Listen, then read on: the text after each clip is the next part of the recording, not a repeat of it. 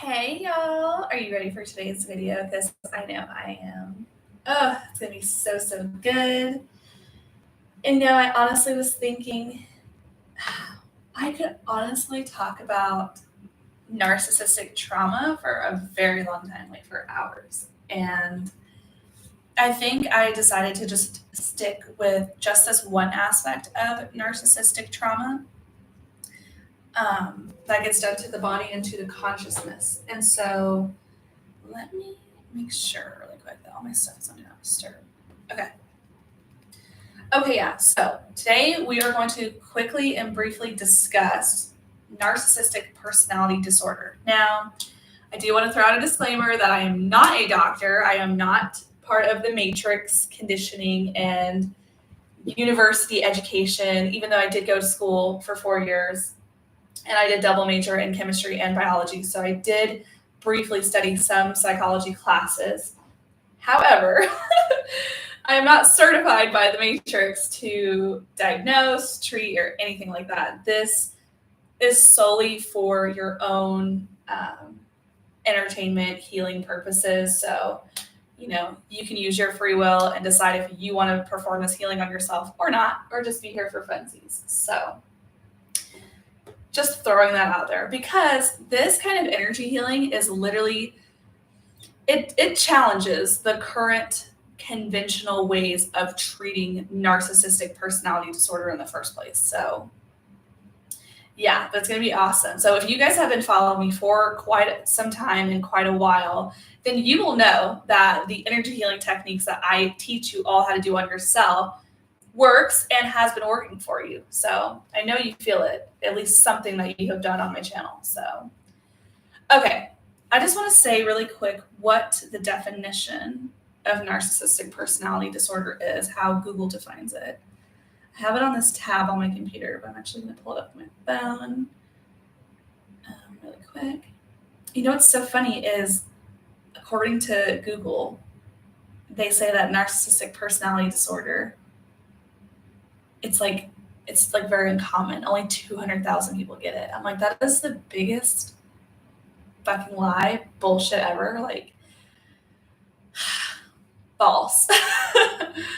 Like, that number is so false. But anyways, like, are you kidding me? We are literally surrounded by so many narcissists on this planet. Like, that number just does not even exist. Okay, so here is the Google current definition of NPD. It is a disorder in which a person has an inflated sense of self-importance.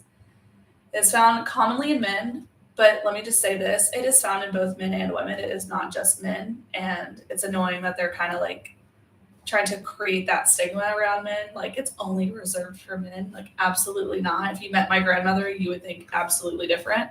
Okay, and then it says the cause is unknown, but likely involves a combination of genetic and environmental factors.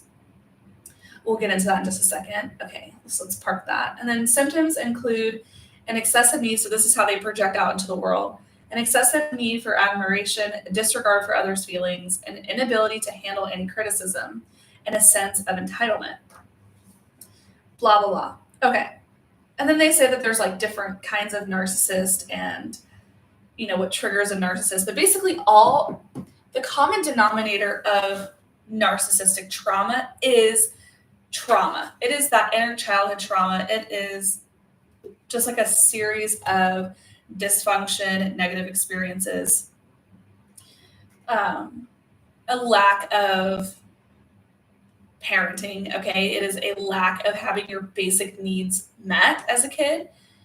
Okay, you're constantly worrying about where your next meal is coming from, and you weren't raised in a clean home. It was always dirty. It was always gross. It is just like a combination of neglect, a lack of support, rejection, and so on and so forth. Okay, and also I want to add on to that with some specific narcissists. This would be my grandmother, for example. The way that she projects her trauma out, I could tell that she got a lot of projection of guilt and shame. And this trauma,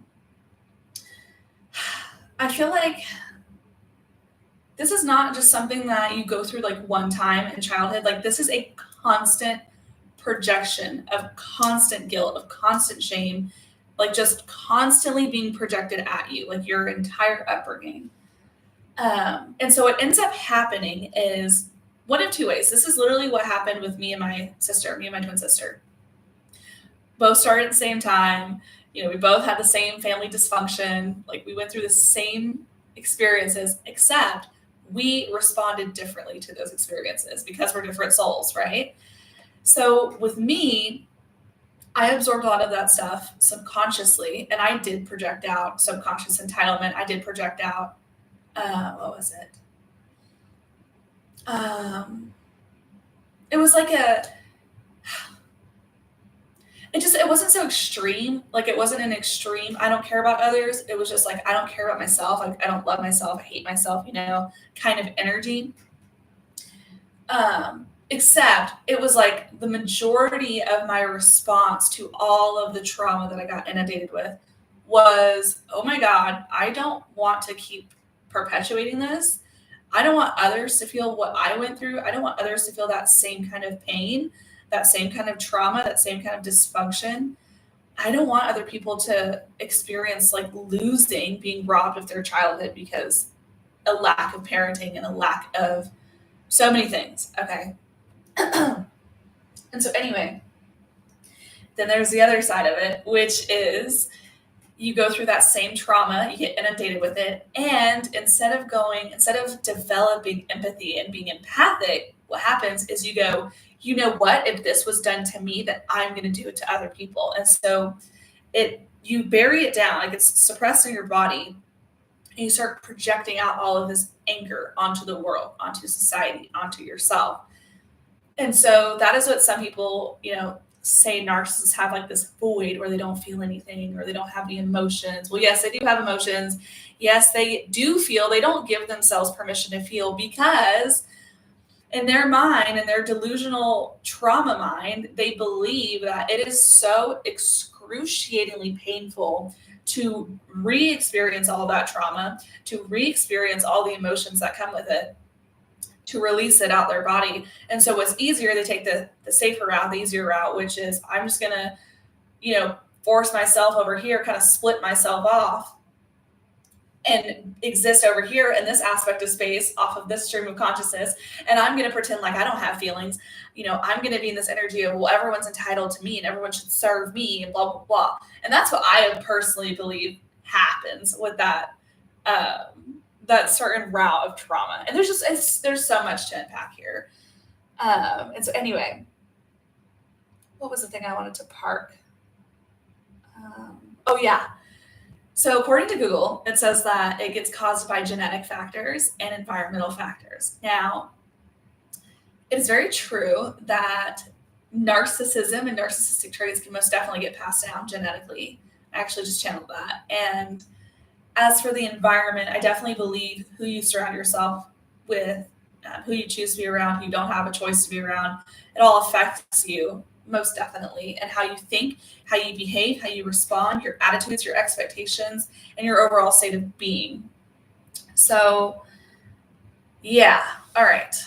There's just like so much I could say about this stuff because I have an entire lifetime of experience with it. So, anyway, let's talk about how to do the energy healing of narcissistic personality disorder, what I discovered with my non-conventional techniques. So I'm trying to think how I figured this out in the first place. Oh yeah.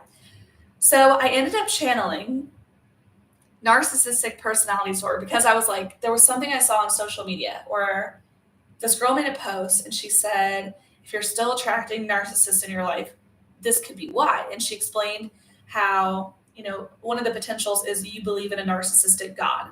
And I thought to myself, well, that's not me. But then I thought to myself, oh my God, this is showing up in my external reality because somewhere in my energy, I am still attracted to narcissists for whatever reason, because why else would I see this post, right? Because like attracts like. That is the law of vibration.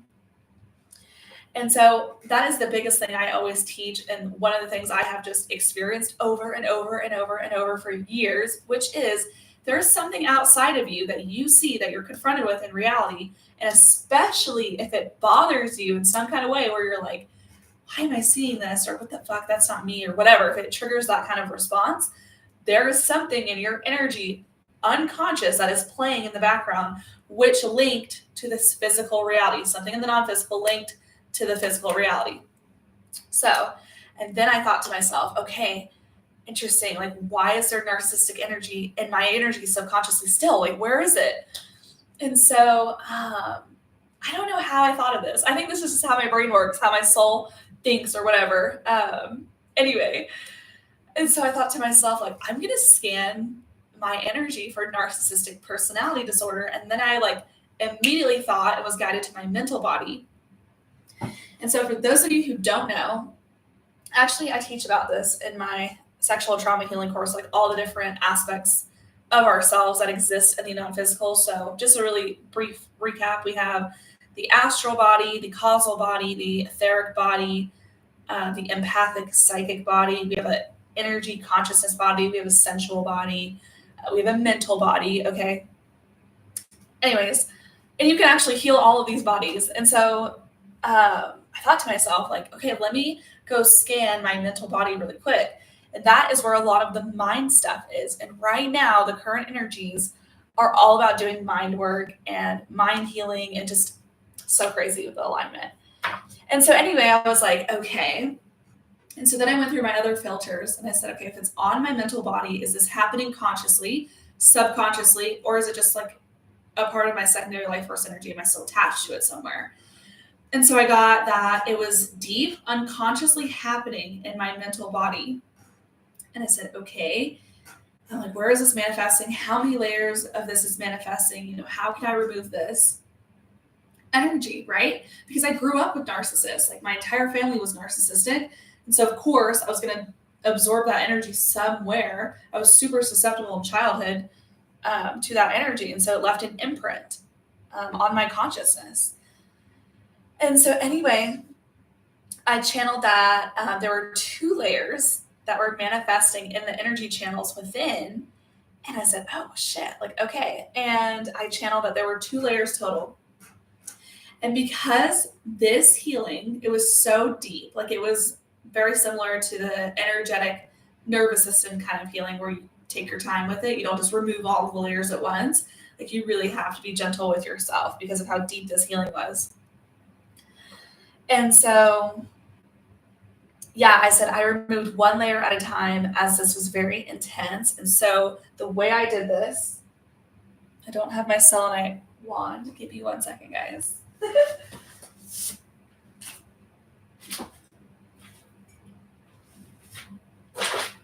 Okay.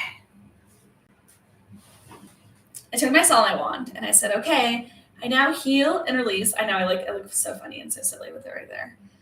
I said, I now heal and release the first layer of this narcissistic personality disorder energy off of my mental body at this time, and I send it back to source for healing, and I call back healing energies, pure unconditional love, healing golden light, my natural frequency, and any other energies that serve my highest contracts, higher self. And then I will clear my feminine, masculine energy, overall energy, old body memory affiliated with that old layer, and I send that back to source as well for healing, and I call back healing energies, pure unconditional love, healing golden light, my natural frequency, and any other energies that serve my highest contracts, higher self. Okay.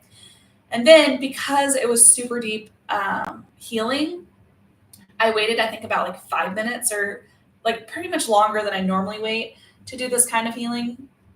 And when I removed, I think it was either the first layer or like the second layer, I wrote down, I got a visual of a dark emotional entity leaving and screaming. Like it was like, the visual that I got, it was like that entity leaving my consciousness. And it was like, I saw my consciousness. It was just like beaming pure white light. And I just saw it like it was like, like leaving as it like went away back to the source, back to the center, back to the creator of the universe. And so anyway, tripped me out. And then, that was after the first layer that I removed. And then the second layer that I removed, I saw wavy looking grayish, blackish energy waves leaving me and going back to source for healing. That was a trip. So after I removed that second layer, it was like I just saw that energy like squiggling like back to the center of the universe. And it was like I just got like a quick image of source like just beaming in the center, you know? And so anyway, that was pretty cool.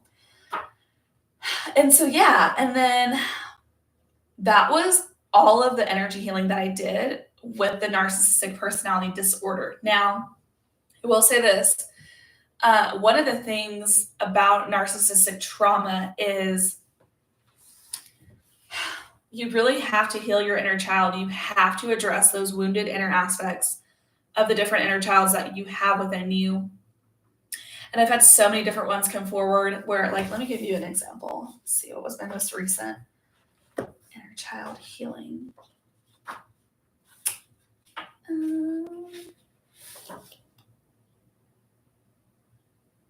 Okay, here we go.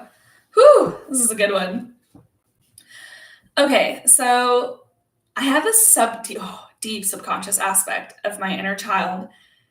And actually, you know what? Oh, no, I feel like there was a more intense one that I want to talk about. Or was it that one? Or was it a different one? I could have sworn I did something like way deeper. Oh, yeah, it was this. Okay. Yeah, okay, it's newer and truer to talk about the other one first. Okay, so we're going to talk about this one. Sorry, guys. Okay, so I had this deep subconscious aspect of my inner child where she felt like she was heavily dependent on other people or just using them as a crutch. Okay, so this could look like romantic partnerships, business partnerships, or just any relationship.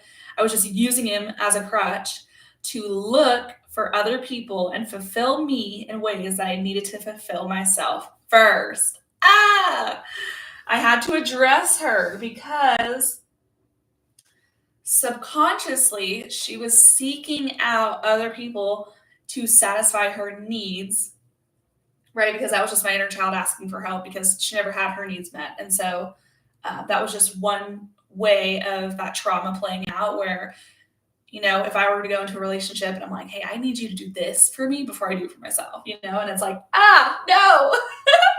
And so that energy was playing on. It was like playing on in the background. And so the way I did that inner child healing was I said, I'm so sorry that your needs were severely neglected and never met like the majority of your time that you grew up. And I'm really sorry that, you know, you were like malnourished and you didn't grow properly and just all the things, right? Like you have to have that uncomfortable conversation with yourself. And this actually helps to develop self-love for you. It actually teaches you, especially if you grew up in your masculine energy as a woman, these kinds of conversations are going to help you start going back to yourself, back to your heart space, back to your center. And you're going to start redirecting your focus and redirecting your life force energy into pouring into you, like literally pouring all your energy into you, making yourself the prize, putting yourself first, nourishing yourself first. Okay. That is like my biggest thing is like become self-reliant first before like getting into relationships and like all the things. So anyways, we're all works in progress, right? No one's perfect. And so yeah, I had to have a conversation with her and I was just like, hey, like, we're not going to look for other people to love us and to fulfill us in the ways that we need to do it to ourselves first. So, you know what we're going to do? We're going to do a little exercise. You know what? We're going to say, I love you so much, Grayson. I love you so, so much. Unconditionally, right? Like speak to your inner child as a woman, especially. Like, I feel like women are able to like love in like a high vibrational different way than men. It's like women express love differently than men express love, but it's like the same love, if that makes sense. It's just like different expressions. Super high in consciousness. I know that's gonna like take a second to sink in. And so anyway, I feel like as women, we have this natural ability to just love until the point of like self-destruction. And so like literally do that to your inner child, like love her to the point, not all the way, but you know, close enough to the point of self-destruction. Like love her so much. love her in the way that she never got loved, ever. And because, right, that aspect of you is still stuck in time. And anytime that we get traumatized in childhood or just anywhere in our life, it's like a fractal of our consciousness breaks off and we just freeze in time. And so what ends up happening is we end up subconsciously projecting out that trauma that's stuck in time. And so super important to have that conversation with her. And then to fulfill her own needs and the way that you need to fulfill yourself first. So, for example, today I am doing some major self-care. I have my facial appointment in a few hours. And then this week I'm going to get a pedicure done, get my toes done, and then I'm going to book a massage and just really reset my feminine energy. And so you really have to master like that balance of nurturing the masculine and nurturing the feminine. And so anyway,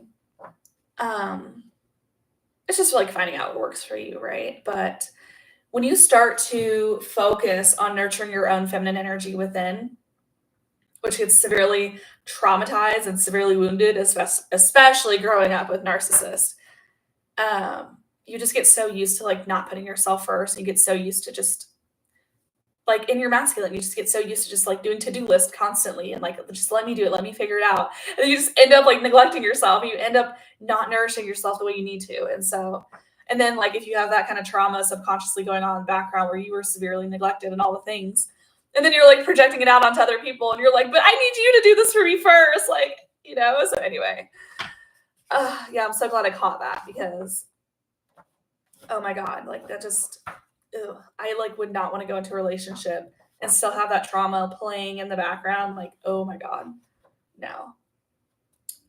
Okay.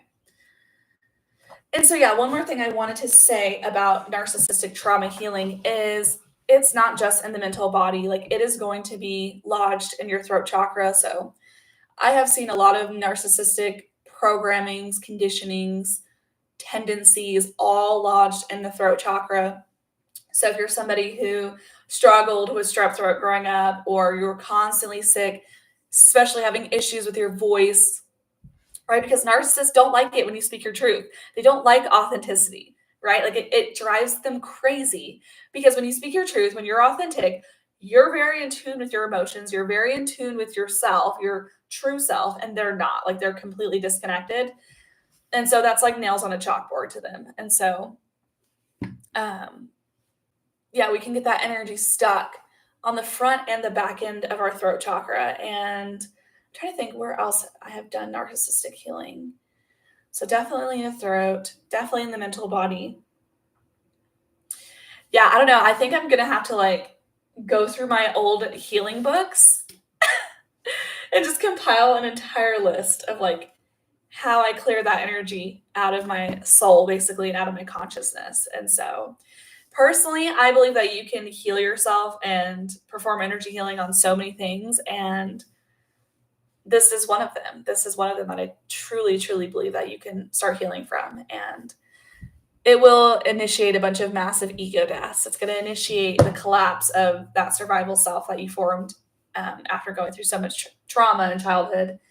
And yeah, I feel like it's just really about reconnecting with yourself and reconnecting with your emotions and not being a coward to feel, because that's the thing. It's like so many people run from feelings. So many people run to drugs or to alcohol or to sex or to medications. And it's like, stop.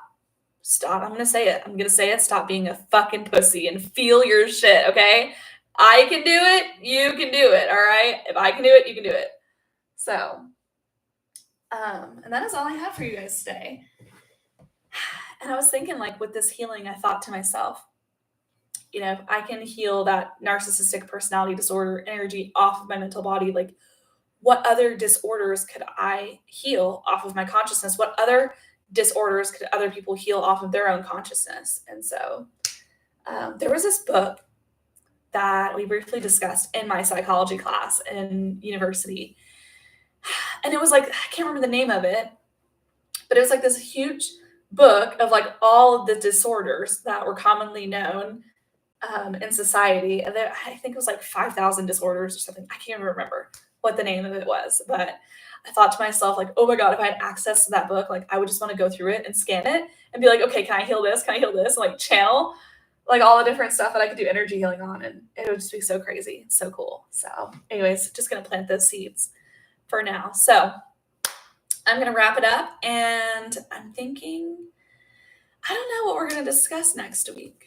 I did a lot of inner work, and I'm trying to think what necessarily stood out to me.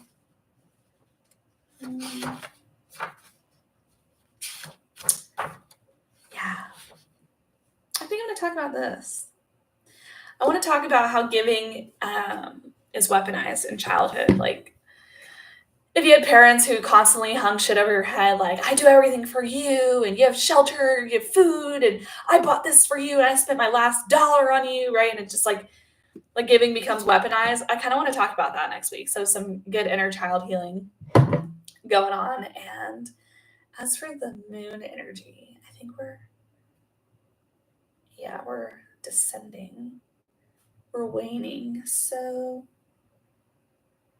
let's see, that'll be July. Okay, yeah, so we'll be close to the new moon. And it's a new moon in Cancer. Oh, it's gonna be intense. So yeah, pretty emotional. So yeah, this might be an emotional conversation. So we'll see. If I have any other inner work that pops up, then I'll change my mind.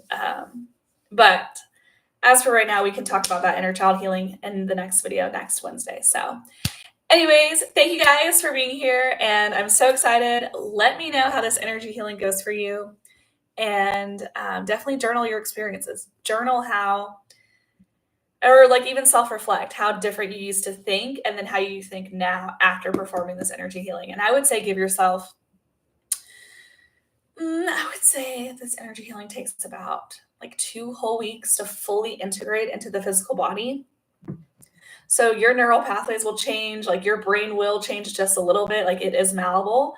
And so this energy healing does affect you on a physiological level. So definitely take note on how different you think and how different you feel and how different you respond, or how different you observe, or how different you react, or whatever it is after this energy healing. So anyways, I love you guys so much, and I will see you guys in the next video.